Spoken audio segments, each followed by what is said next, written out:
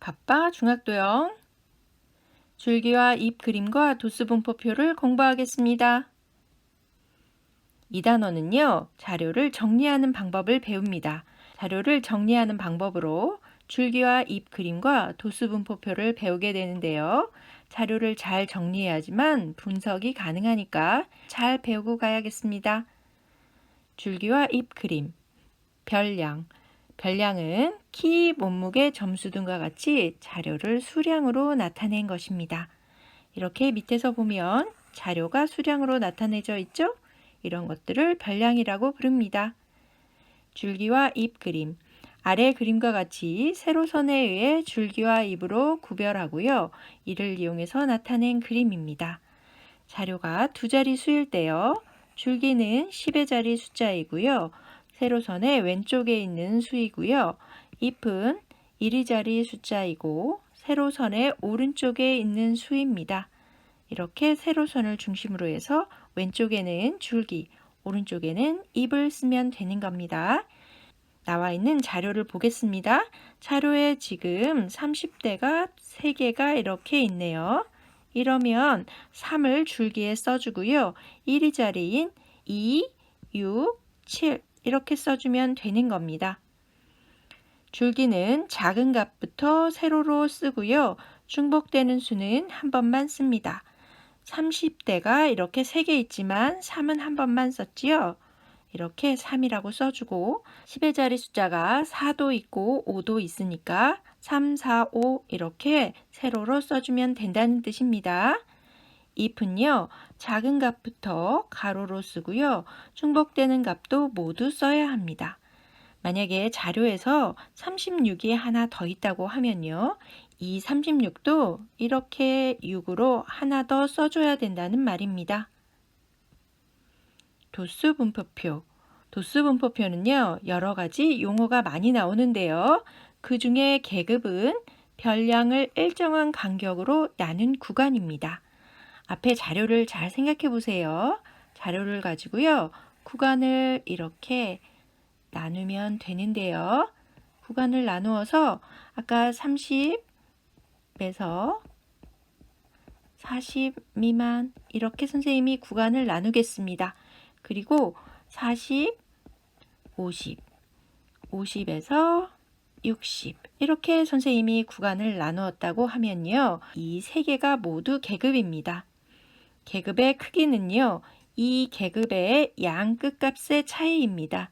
이 처음 구간을 생각해 보면요. 구간의 차이가 40에서 30을 빼면 되겠죠?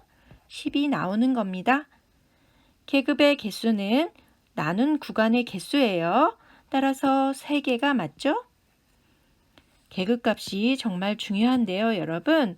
계급을 대표하는 값으로서 각 계급의 양 끝값의 중앙값을 말합니다.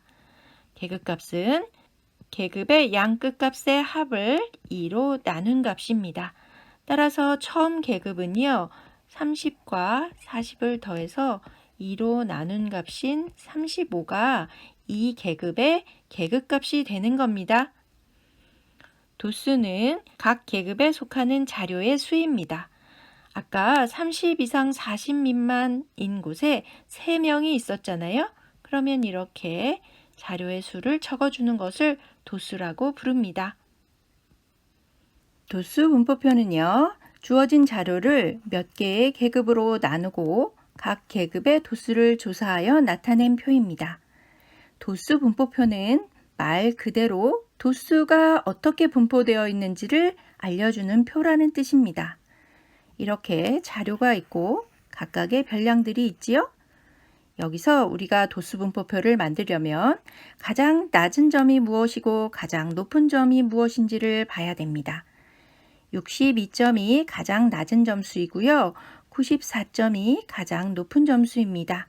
이것들이 모두 포함될 수 있도록 구간을 나누어주면 되는데요. 선생님이 60점 이상 70점 미만, 70점 이상 80점 미만, 80점 이상 90점 미만, 90점 이상 100점 미만으로 나누었습니다. 이것은 점수라는 것을 위에 써주고요. 그리고 도수도 이렇게 써줍니다. 그런 다음 이 자료들을 보고요. 해당 구간에 선을 그어주면 되는데요. 먼저 62점은 첫 번째 구간에 해당되죠. 이렇게 선을 하나 그어줍니다. 73점은 두 번째 구간에 해당되니까 선 하나를 또 그려주면 되고요. 76점도 이렇게 선을 그어주면 됩니다. 이 자료들을 모두 이렇게 선으로 나타내면요. 이 선의 개수를 세면 도수가 되는 겁니다. 따라서 도수를 3, 5, 6, 2 써주면 되는 거고요. 합계도 16으로 써주면 도수 분포표가 완성되는 겁니다. 이 4개의 구간을 계급이라고 부른다고 얘기했죠? 그리고 계급의 개수는 4개입니다. 선생님은 계급의 크기를 10으로 했지만 여러분은 다른 것으로 해도 됩니다. 만약에 계급의 크기가 5라면 60점 이상 65점 미만, 65점 이상 70점 미만 이렇게 나눌 수도 있는 거예요. 그러면 계급이 8개가 되겠네요, 여러분. 그렇게 만들어도 상관없습니다. 마지막 계급의 계급값은요. 90 더하기 100 한 다음에 2로 나누면 된다고 했죠? 계급값이 95점임을 알 수 있습니다. 꿀팁을 보겠습니다. 줄기와 잎그림은요. 별량을 그대로 유지한 채 자료를 정리하니까요. 언제든지 원래의 자료를 얻을 수 있는 장점이 있습니다. 하지만 자료가 많아지면 정리가 좀 어렵다는 단점이 있습니다. 도수분포표는요, 많은 자료를 간단하게 정리할 수 있지만 계급에 속하는 실제의 값은 알 수가 없습니다.